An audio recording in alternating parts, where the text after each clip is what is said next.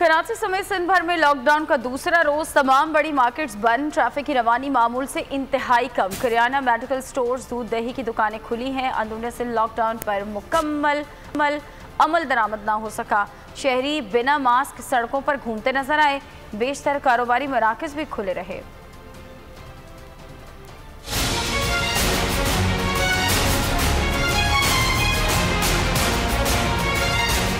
सिंध में 8 रोजा लॉकडाउन का दूसरा रोज। कराची में तमाम बड़ी मार्केटें बंद, शहरी घरों तक महदूद। ट्रैफिक की रवानी मामूल से इंतहाई कम है। जरूरी काम से निकलने वाले शहरियों को वैक्सीनेशन कार्ड चेक करने के बाद सफर की महदूद इजाजत दी जा रही है।